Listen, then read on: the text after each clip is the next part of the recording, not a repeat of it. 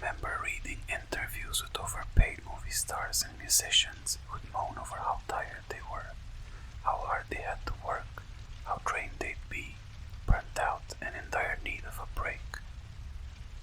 Their directors were tough taskmasters. Performance is a pain. What a tough life. I'd grin and think, you should try working tables in a dive bar or frying up endless breakfast in some grummy all-night cafe. Then I'd put down the well-thumbed newspaper and get back to my 10-hour shift before I was fired again. Now I know exactly what they meant. There are no newspapers anymore. Not enough people left to buy them, or time to read. No bars or cafes. There's entertainment, endless, inexhaustible. I provide it. I perform, permanently. Their takeover was sudden, systematic, effortless. Nobody really knows what happened. There were stories in the news about tiny robots we built to fix us, and something about a message beamed from deep in space. Then there were no more stories. They took all of our information they don't like to share. Who to control? I saw no androids stomping through cities shooting laser rifles. There were a few rumors of collusion, of those in power striking bargains. Everything took place so fast. We lost electricity and transport. There was no real news, just gossip, fear. People were scared to stay at home, but the ones who left were never seen again.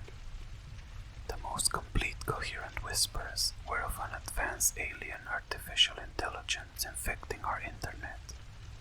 But as far as I can tell, such talk is idle speculation. We have no idea who they are or what they are. No one has laid eyes on them. There could be many, or there could be one. They let a few of us live, all performers. I must have passed their audition. I used to act a little. It was a pipe dream, just bit parts in local plays. To them, the only thing we have of value is art. They can only create coldness and calculation, no cruelty or compassion. They are curious about our songs, our books, and our films. They viewed every movie, heard every song, and read every story we'd written in a heartbeat. They are already bored. They want more. We are living masterpieces, I tell myself. Beats working tables. There aren't many of us left. Every minute of every day we must create or die. Time is immeasurable. One by one, our hearts began to stop. I don't know how they do it. If I've been fitted with an implant, they did it without my knowledge. I have no memory of any procedure, no telltale scar. Death is instant. Our every breath is at their behest. The ones who last longest soon learn a few rules the hard way. Don't try to play to their tastes. Innovate. Jokes are met with bafflement, but can still have an impact. They are wary of us standing still or sitting. They can be fooled by our desperate attempts to suggest it is part of the show. Our benefactors bestow gentle direction in a buzzing insect voice, a vibration we feel instead of hear. Dance, they say. So I stumble through some moves. I never was worth much on the dance floor. Somehow I satisfy.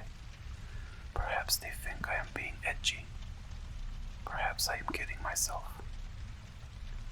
One young guy breaks straight into a practically flawless rendition of the robot dance, straight from some neon 1980s nightclub. I wish I had thought of that, until a few moments later, when his corpse thudded to the floor. Never pander, never patronize.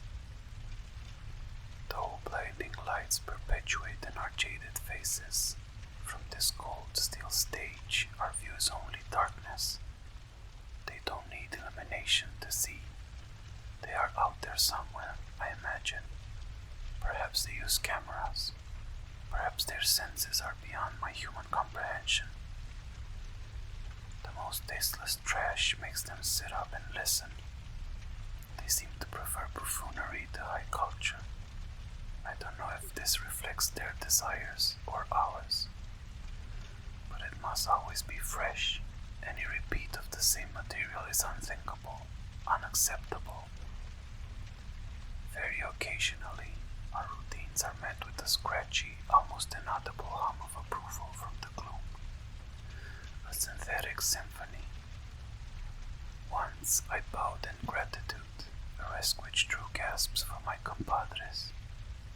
It must have succeeded, for still I exist. One of the stunned, an elderly British thespian whom I'd seen in a few movies, lingered too long and was gone. We can collaborate. One Direction, Subvert, inspired myself and 3 others to hastily recreate the caustic comedy and twisted malice of the old Addams Family TV show, which quickly descended into the recreation of a medieval torture dungeon. The audience sees nothing immoral about this, just as they don't get the subtlety or irony. They must have approved, for they produced props for us to use from the Stygian gloom. Props are a rare treat. I did things I never knew I was capable of. I guess we all have to these days. This drew hatred from my associates. I saw murder in their red eyes and heard their hisses over the encouraging din from the theater seats. Sometimes their direction is enigmatic, sometimes straightforward. Luckily, I can improvise, think on my feet. What is left of them? Sometimes we get a real gem, such as, what can't grow can never be beaten. That sort of thing always causes someone to fumble, and so our troop grows fewer in number. Sometimes we get fed a mystery meat, never very much. They like to keep us lean, hungry. All I know is that it's pink and fake and grows in petri dishes. One tall girl, whom I might have seen modeling in magazines, seemed to enjoy things to an extent. She was into extreme body modification. They supplied her with knives and she complied. She was insane to begin with, which made me immensely jealous. By the end, she had no eyelids, no lips, and no fingers to grip. So she banged her head hard on the floor until you couldn't see who she'd been anymore. The hiss of rapture came, louder than I've heard before. I want to watch. I want to see what you see, she screamed and flung herself with demented glee into the audience. That idea must have crossed all of our minds once or twice, out of sheer curiosity or a faint hope of respite. Silence, the familiar scent of sizzling flesh.